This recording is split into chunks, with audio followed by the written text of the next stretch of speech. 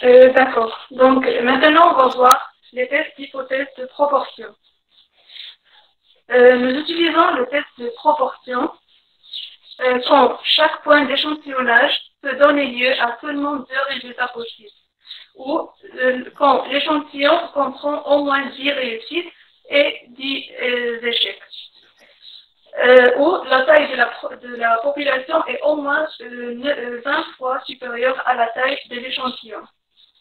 Les conditions sont, ou bien on va voir la probabilité de succès est P, la probabilité d'échec est Q égale à 1 moins P, et les conditions sont N fois P doit être supérieur à 5 et N fois Q doit être supérieur à 5.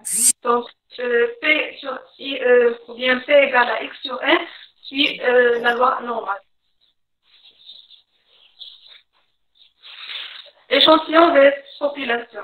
Nous indiquons par P la proportion de la population. Il n'est pas connu, mais P est dans les hypothèses. Nous indiquons par l'écart type racine de P fois Q sur N. La proportion de l'échantillon est indiquée par P apostrophe. Si un échantillon de taille N a X succès, alors P apostrophe égale à X sur N. Ça, je suppose. Les exemples d'hypothèses. On a trois types de tests. Un test à gauche, lorsque l'hypothèse H1 égale à P supérieur ou égal par exemple à 0,35 et H1 P inférieur à 0,35, et un test à droite, lorsque H0 égale à P inférieur ou égal à 0,35 par exemple, et H1 lorsque P supérieur à 0,35. Et un test bilatéral, c'est lorsque H0 égale à P0, P égale à 0,35 et H1 lorsque P différent de 0,35. Alpha, c'est le niveau de signification du test.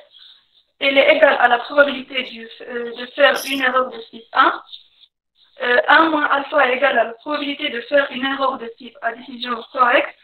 Bêta est la probabilité de commettre une erreur de type 2.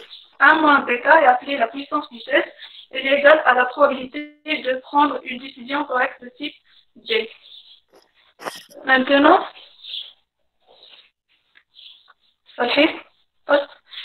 Maintenant, on va voir un exemple.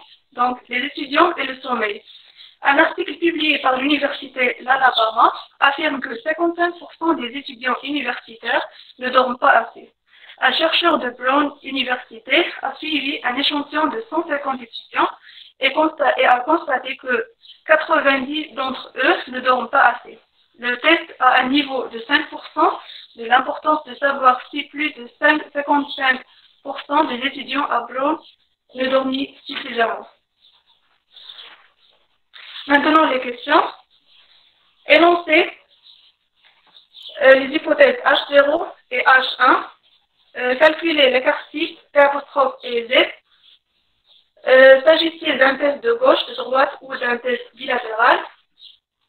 Trouver la valeur de T correspondante dans le tableau et indiquer votre décision. La correction. Parfait. Voilà, pour les hypothèses, on va faire l'hypothèse 0 égale à P inférieur ou égal à 0,6 et H1 c'est P supérieur ou égal à 0,6. Pour la deuxième question, on a calcul du P apostrophe. Alors P apostrophe, X c'est 90 et N c'est la taille de l'échantillon c'est 150. Et pour l'écart type, on a l'écart type égal au racine du P fois Q sur N. Donc, ça sera 0,55 fois 0,45.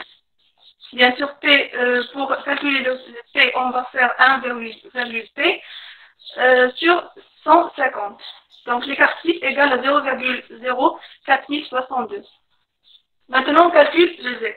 Z égale à P apostrophe moins P sur l'écart type. Ça fait retour. Donc Z égale à 0,6 moins 0,55 sur 0,0462. 62. Ça va donner 1,2069. Maintenant, la question suivante. Il s'agit d'un test à queue droite parce qu'on a H0 était inférieur ou égal à 0,6 et HA donne ou bien P est supérieur à 0,6. Pour la valeur de P, on a la valeur P, c'est la probabilité d'observer une statistique d'échantillon aussi extrême que la statistique du test. On utilise la table de distribution normale pour évaluer la probabilité associée au Z. Donc P égale 0,05 moins 0,8, c'est la valeur du Z dans la table. 0,8 ou bien 8485 et ça va donner moins 0,3485. Et pour la décision, on accepte l'hypothèse H0 parce que l'hypothèse dit que P inférieur ou égal à 0,6 et on a trouvé que P égale à moins 0,3485. Donc on accepte l'hypothèse H0. Donc, si vous n'avez pas de questions, je donne la parole à Oumeima. Alors, s'il y a des questions?